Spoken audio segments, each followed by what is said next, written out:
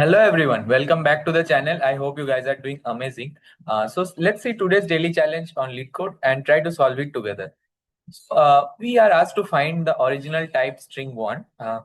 Alice is attempting to type a specific string on her computer. However, she tends to be clumsy and may press a key for too long and resulting in a character being typed multiple times. Okay, so you are typing some word and you may press the key for too long. It may result in a character being typed multiple times instead of one. Okay, instead of one, or it may be possible that you are actually writing it multiple times. Okay, so although Alice tried to focus on her typing, she is aware that uh, she may still have done this at most once. Okay, so this mistake in your whole typing of the string, you are doing at most once only. Okay, so if you are given a string word which represents the final output which is displayed on the screen, you need to return the total number of possible original string that Alice might have intended to type. Okay, so if you try to see this example, A, B, B, and four C's are there, then the original string may be the possible string which Alice may have intended to type. It may actually happen that he has done no mistake and actually he has written two B's and four C's, which was intended actually. So it may also happen that he did one mistake. It is told that he can do at most one mistake. Okay, so here she did no mistake, and in the remaining she did one mistake. So what are those mistakes? If you see, there was four C's. She may have intended to write only three. Then she may have intended to write only two C's. Maybe it's just one C. And then it may be possible that she has intended to write all the C's but only one B. In all these cases, she is committing exactly one mistake. Okay. So I hope you understood how it is working. So if you try to see, you might think the approach is a little bit easy. It is actually easy, but there is a catch also. So let's say I am telling that this is, first of all, this has to be the original string may have been the string which is actually intended. So we will start our answer from one. Okay, we will initialize our answer to one. Then number of C's, whatever is the number of C's, we can just decrement the number of C's by one. Okay, so what's done in the example, I'm just doing that. This may have been a possible answer. This may have been a possible answer. This may have been a possible answer. Okay, so these three are there.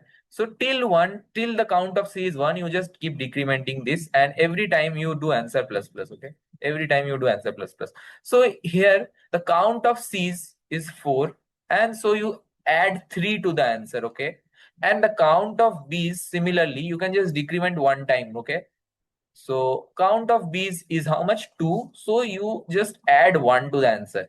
So you can, I guess you can easily understand that how many times you need to add things to the answer.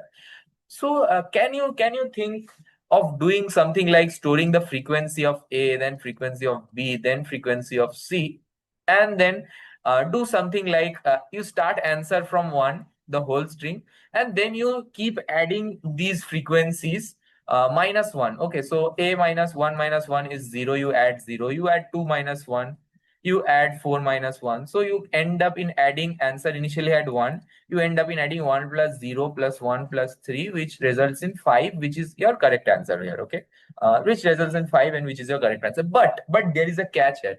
You cannot do it by just storing frequencies. What if I told you to have the final string is something like ERE? What will you do in this case? Do you think the frequency of E will be 2 and R is 1? And if you try to do something similar, if you try to do something similar, then what will it result into? It will result that you are adding 2 minus 1, then you are adding 1 minus 1 to your answer finally, which is 1. So you will get 2 as the answer. But you try to think this E and this E are separated by an R. So it means that if you cannot commit the error two times, you can commit the error only one time. Okay, so you cannot commit any error actually. So the original possible string is the only string she may have intended to type, because there are no repetitions. There are no repetition. There is no contiguous repetition. The thing is like this. Okay, there had to be a contiguous repetitions. So then only you can tell that. Then only you can tell that there is an error. Okay, if there are contiguous repetitions, then only you can tell that there might have been an error and you can do this subtraction kind of thing. Okay, so you need to check this. So what can you do is very simple.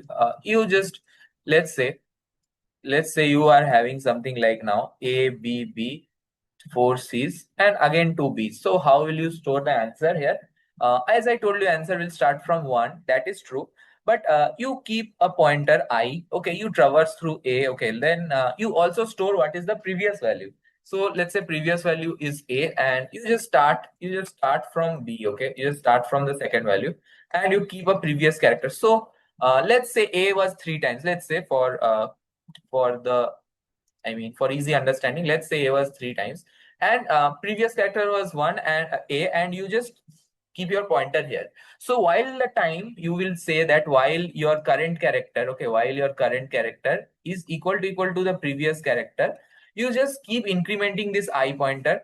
Okay, so at the end, and also track the value of the count. Okay, and you need to increment the current pointer also. Okay, so while this is happening, you just keep incrementing this count. So at the end, when you will reach here, you will see the answer. The count of A is 3 now, and you can add count minus 1 to the answer. You can add now count minus 1 to the answer. Then you also need to reset your count to 1, because you will start next from this string, this possible string, and then it will be B. The count of B will be 2. You need to reset, and you also need to update in initially the previous value.